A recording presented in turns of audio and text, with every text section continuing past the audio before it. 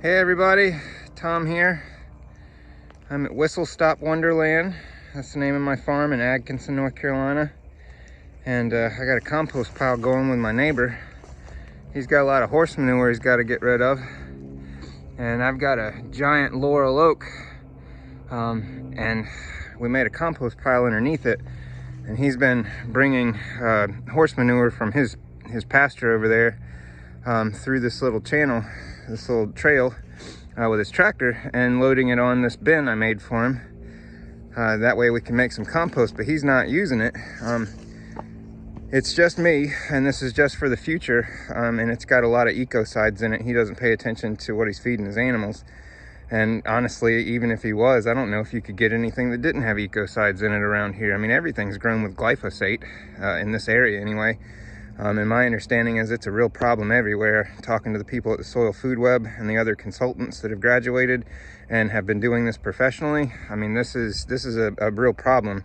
The only real action we can do to get material for composting and for our property without ecocides in it is to grow it ourselves. Unfortunately, that is literally the only way right now, because it's just so predominant in the industry.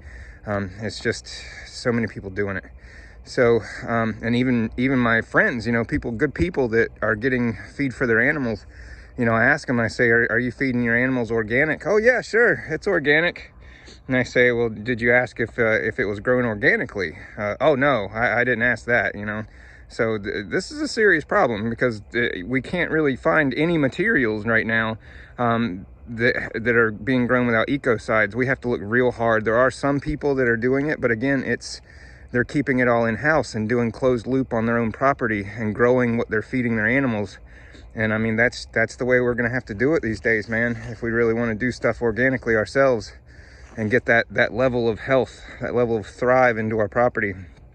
So this is something that I'm putting together just because it's free biomass from the neighbor, and I've got a whole bunch of pine wood chips, which are not ideal. There's no diversity in it. It's a monoculture of wood chips basically, and it's pine, which is conifer and has tons of antimicrobial properties.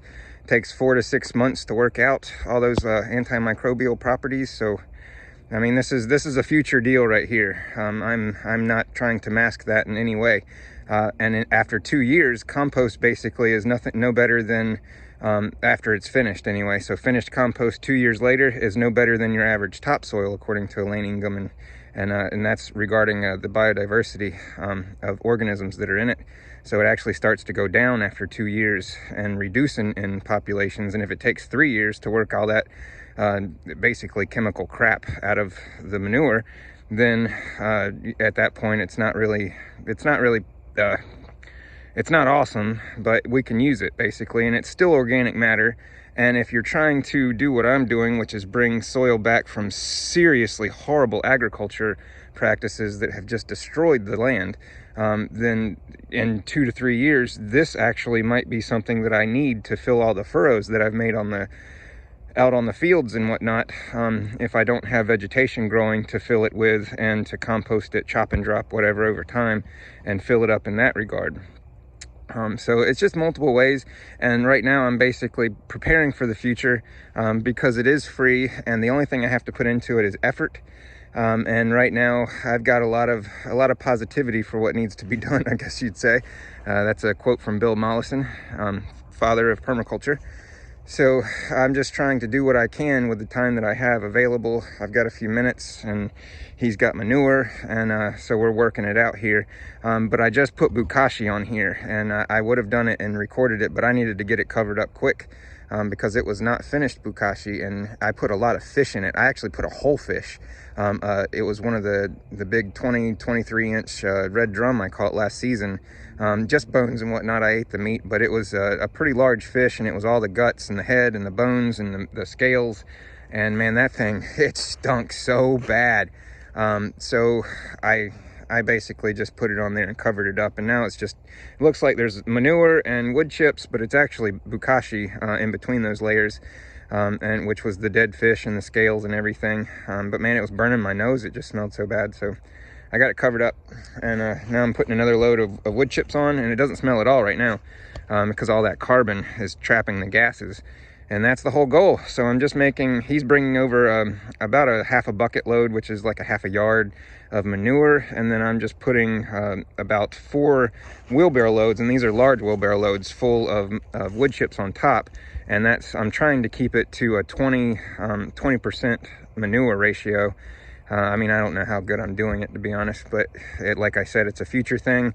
I'm going to monitor the temperatures to make sure it doesn't get too hot, because we don't want to start a forest fire.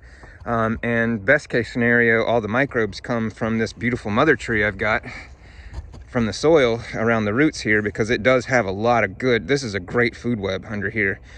Just a beautiful food web, actually. I've looked at it several times, made some teas with it, sprayed plants are doing great. Whole 9 yards here, very, very happy with that. But I've dumped 3 or 4 buckets of that microbe tea onto my compost pile here to inoculate the manure, and then I put the bokashi and I'm layering it. So just filling you guys in with what's going on here. That is today's project after I hooked up our our dishwasher. That was nice.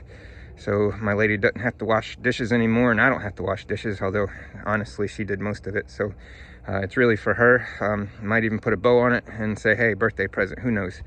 But yeah, so guys, I hope you're doing great, and I hope you're just thinking about the future, because we got a lot of stuff going on where it's going to be real hard to make quality compost and get our yards going without chemicals in the future, the way things are going.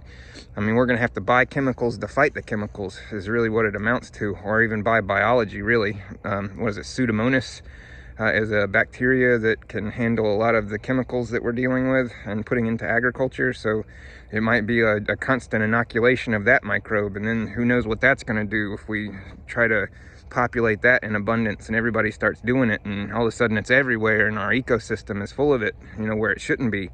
So who knows, man. There's just all kinds of stuff going on right now, and I don't think anybody's really thought it through, but we're just kind of winging it, doing what we can. But I hear his tractor starting up over here. He's probably bringing another load out today. It's about the end of the day here. Just a beautiful end of the day too.